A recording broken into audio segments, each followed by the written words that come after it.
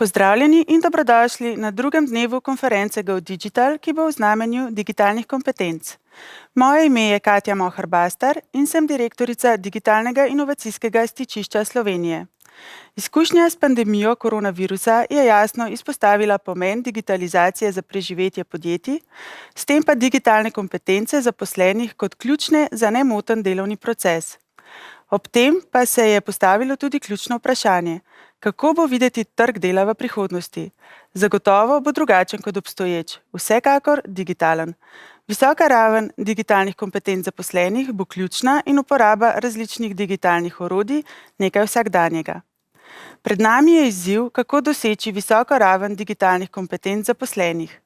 Pri razvoju in krepitvi digitalnih kompetenc, ki se zelo hitro spreminjajo, ima ključno vlogo predvsem ustrezno podporno okolje, sodelovanje ključnih akterjev, ustrezni ukrepi pri oblikovanju in načrtovanju šolskih in študijskih načrtov, kadrovske službe in primeri dobrih praks, ki nas lahko marsikaj naučijo. Premoščanje digitalnega razkoraka s krepitvijo digitalnih kompetenc, digitalizacije malih in srednje velikih podjetij in zagotavljanje podpornega okolja za digitalizacijo so ključni izzivi, ki se jih lotevamo na Zavodu Digitalno inovacijsko stičišče Slovenije. Na področju digitalnih kompetenc smo se lotili raziskave potreb slovenskih malih in srednje velikih podjetij po digitalnih znanjih in veščinah, ki jih bomo zbrali v katalogu digitalnih kompetenc. Prvi rezultati pa bodo predstavljeni tudi danes. Pripravili smo brezplačni poziv podjetjem za pridobitev ocene digitalne zrelosti. Na podlagi analize potreb podjetij in analize trendov na področju digitalizacije in na trgu delovne sile bomo v sodelovanju s ključnimi akterji pripravili predloge vsebin obstoječih oziroma razvoj novih študijskih programov. Na področju digitalnih kompetenc je bil prav tako izjemnega pomena vavčer za dvig digitalnih kompetenc zaposlenih, ki se načrtuje tudi v prihodnje. Za vas z veseljem pripravljamo vsebine, ki so na voljo v naši bazi znanja in organiziramo najrazličnejše dogodke z področja digitalizacije in eden izmed takšnih je tudi današnja konferenca Digital. Ker je nova realnost tudi sicer nedigitalne poklice digitalizirala in je s tem vrzel digitalnih kompetenc zaposlenih postala še bolj očitna, se bomo danes lotili vprašanj z področja razvitosti digitalnih kompetenc v slovenskih podjetjih, temeljnih digitalnih kompetenc, ki so velikokrat vir razslojevanja družbe, vloge HR-ja pri digitalizaciji podjetja, vloge organizacije, vodij in posameznika pri razvoju digitalnih kompetenc, sedanjosti in prihodnosti izobraževanja digitalnih poklicev v Sloveniji. Poleg odličnih predavanj vas na koncu čaka tudi okrogla miza s ključnimi akterji na področju razvoja digitalnih kompetenc. Sedaj pa najprej prisluhnimo gospodu Jakubu Kajtmanu iz Evropske komisije, enote za digitalne veščine in delovna mesta. Hello everyone, and thank you very much for this opportunity to join you and to join your conference Digital Slovenia 2020. My name is Jakub Kajtman. I work in the European Commission in the team that deals with digital skills, digital jobs, and digital economy. And I would like to especially thank the Digital Innovation Hub Slovenia and all the organizers who invited us for this panel to start this conference, the second day of the conference, and to talk a little bit about what the European Commission does in the area of digital skills. And I must tell you that we do pretty a lot because we all agree, I guess, that digital skills are becoming really essential these days. I mean, you probably all remember back in March or in April when you suddenly moved from the classic office to the home office, that you needed to set up everything, that you needed to set up your computers, your phones, and you also remember that you were not the only ones.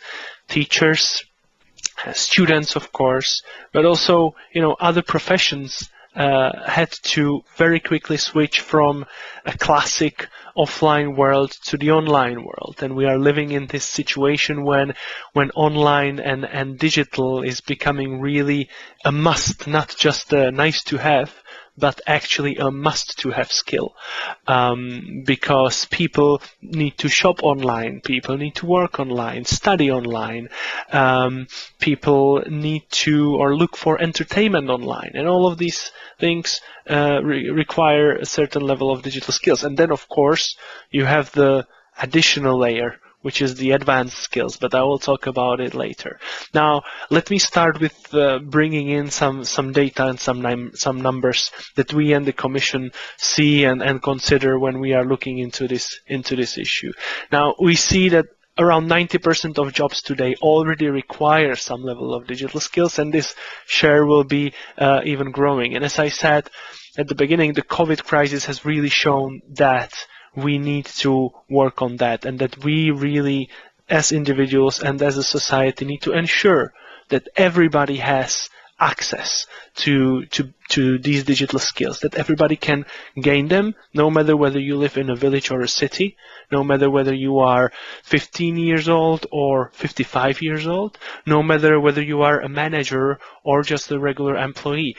This is really a cross-cutting horizontal issue and horizontal topic and horizontal need for our society to do something about it. Now, 42% of Europeans today don't have even the basic digital skills, which is on one hand a pretty bad number, in a sense that these people are not able to fully participate in this digital economy. On the other hand, the good thing is that the number is improving, which means that this share of people without at least basic digital skills is shrinking. And we are measuring this in our Digital Economy and Society Index that we publish every year in June. And we also look at different countries, and in this sense, Slovenia is doing pretty okay. It could, of course, do better, but it's almost in line with the EU average. In that particular metrics, there is 45% of Slovenians who don't have basic digital skills, and so the country is a little bit below the EU average, but in a good trajectory and in a good direction. But what we also look at is not only in general population people with or without digital skills, but we also look at the situation with companies. And we see that companies really struggle to find qualified workers, to find people with the right skills, with the right digital skills. And now 57% of enterprises that have recruited or tried to recruit ICT specialists reported difficulties in finding these people and in filling these vacancies. And it's even worse for SMEs. So we see that there is really a gap in Europe. On one hand, we are able to at least reduce a little bit the gap in terms of the basic digital skills, but we are not reducing it fast enough. And secondly, we have a huge gap in terms of ICT specialists and digital experts. And we see that millions and millions of jobs are being created now with the need really to have the digital skills. And we expect that additional 1.75 million of ICT professionals will be needed in all sectors until 2030. Now, this ranges really from various areas: artificial intelligence, cybersecurity, blockchain, high-performance computing, Internet of Things, cloud. The areas where you really need digital expertise are really large and really wide. And more and more businesses, also the traditional businesses, need these areas, need these technologies, because it's not anymore enough that you just produce something in your city, but you also need to store your data somewhere. You need to make sure that these data are stored securely. You might start thinking about changing your business model and adapting, going really through the digital transformation. And there you need data scientists, you need artificial intelligence experts, you need cybersecurity experts, and all those people are currently missing on Europe's job market. And now it comes the role of us, but also the role of you as IT companies, associations, organizations in the area of ICT, and basically really the whole community, because we from Brussels cannot do anything alone.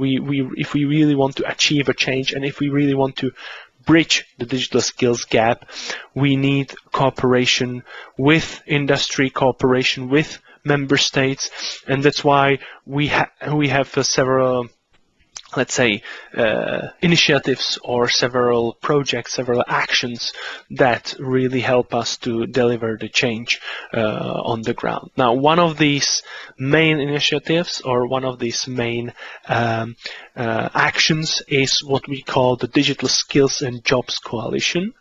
It's an initiative that has been launched in 2016, and this really brings together different stakeholders, organizations, but also public institutions, ministries, companies, basically all the organizations and all the groups that take actions, that they really go this extra step and they train their employees, they offer training for their suppliers, they offer reskilling and upskilling opportunities, they organize digital traineeships, and more of these things. The companies also, or the members of the Digital Skills and Jobs Coalition, so companies and organizations, also can pledge actions and really deliver a meaningful change on the ground.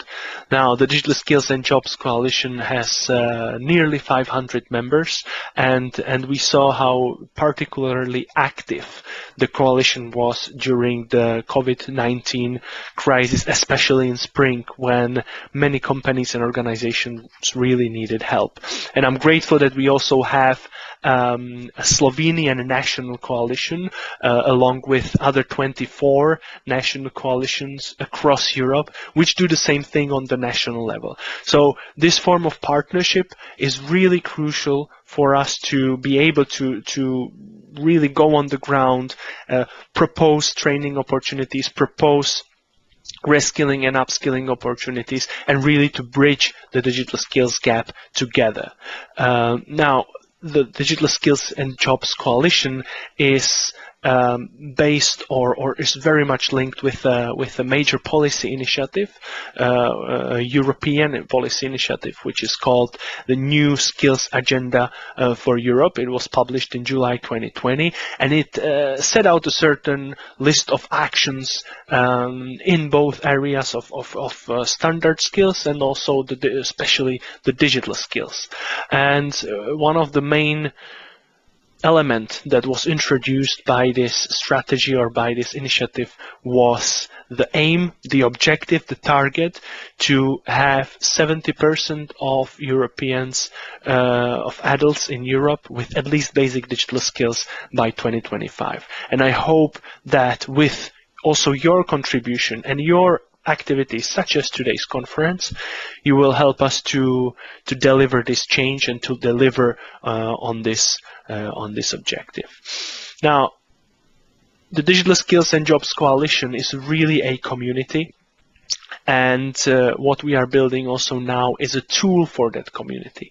So in February, we will launch a Digital Skills and Jobs platform, and this will be a one-stop shop for anyone interested in digital skills. So people will be able to find their training opportunities, good practices, funding opportunities, overview of events, overview of news. There will be a community tool. So we are really building a hub, a kind of one place to go for anyone interested in digital skills. If you look for data, there will be enough data that you can use and reliable data.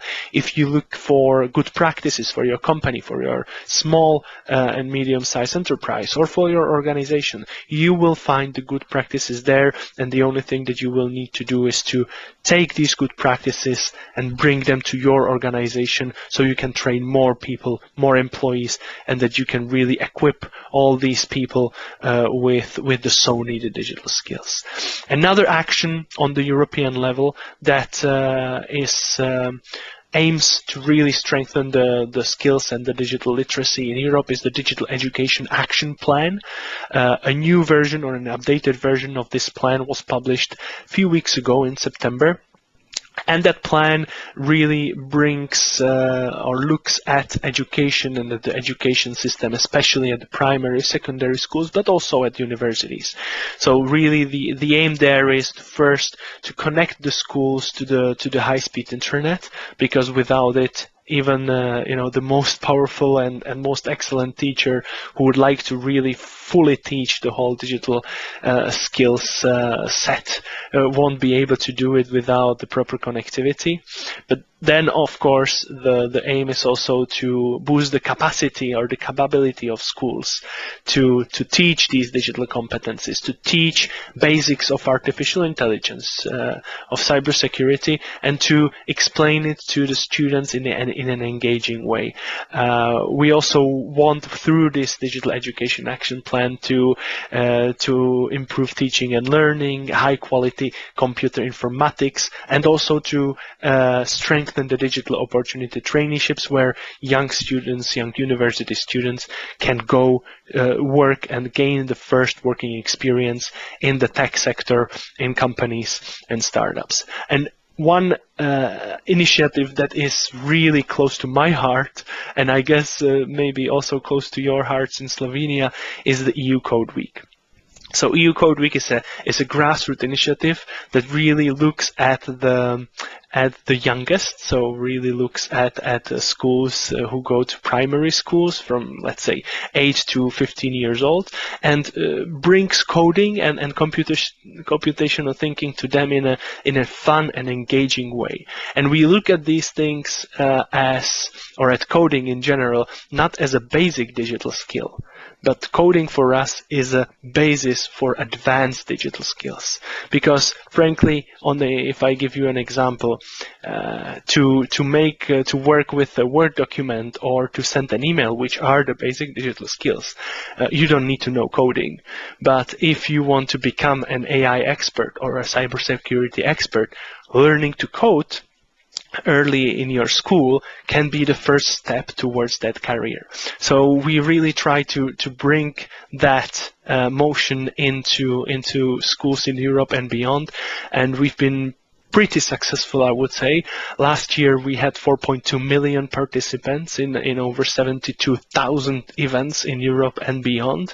This year, despite the COVID pandemic, we are aiming at the same numbers or even higher. Currently we have around 70,000 activities all around Europe and beyond. And Slovenia is, of course, one of the most active countries. We have a very active Code Week ambassador in Slovenia who helps us to spread the word and who helps to increase the number of activities in Slovenia. So this year there are already over 100 activities that happened in Slovenia during Code Week, which took place only a few weeks ago. But really, if I can also ask you to have a look at codeweek.eu and really think how you could, for example, contribute next year, because the key here with Code Week, but also with many other initiatives, is to support teachers. Because one thing is to go towards the students, or to go towards those who want to upskill themselves. But we also believe that teachers are the key gatekeepers. They are the ones who are on the ground again and who can really make the change and encourage more kids and more young people to consider a career in tech and to really start creating with technology, because we consider technology not only an objective, but most of all a tool to be creative, to solve issues, to solve problems, to propose new services. And that's the basis of all the startup economy, of all the digital economy. So really, if you can participate or join this Code Week movement and contribute to that, we will be very grateful. Now, I've talked already about initiatives, about policy actions. We, of course, also need to invest in digital skills. And the European Union is doing that, or will be doing that, through the Digital Europe program. which is the program under the next EU budget, which is currently being negotiated. And there the idea really is to invest in training opportunities, in helping SMEs to have trained, talented people, to organize or launch new master degrees in areas such as artificial intelligence, high-performance computing, quantum computing. So really these areas that we believe that already now there is a lack of experts, but in 5 or 10 years we will need much more experts in these areas. And so we really want to invest, and we want to really make Europe ready, because making Europe ready means ensuring that we will be able to remain the leaders in technology, to remain an important player on the global technology landscape, or on the global technology field.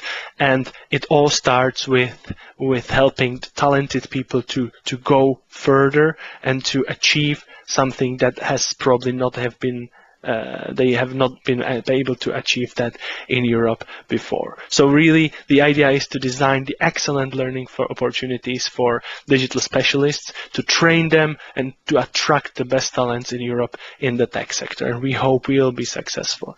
Now, one last thing from me is a pretty recent thing, and it's a reaction to the COVID crisis and to the COVID situation. It is called the Resilience and Recovery Facility. And it will be a big financial instrument, or a big financial opportunity for European countries to boost the digital transition in Europe. And there we also expect and we foresee that the countries will be submitting plans and that will be investing in digital skills. In total, there will be over 672 billion euros available for all the countries, and the countries are now preparing their national plans, and in these plans we also hope that they will involve actions to improve digital skills in Europe. And we also are very grateful for your work, Digital Innovation Hub Slovenia, and for all the digital innovation hubs, or for all the IT associations, because we see that you are doing a great job. We see that you are training people, that you are helping companies to go through the digital transformation. So thank you very much for this. I wish you a very good and fruitful debate. I look very much forward to the result of today's debate, and please let us know if you have any question, or if you have any great idea that would help us to bridge the gap that I mentioned at the beginning. So have a nice day. Thank you very much for the invitation, and good luck for everything you do.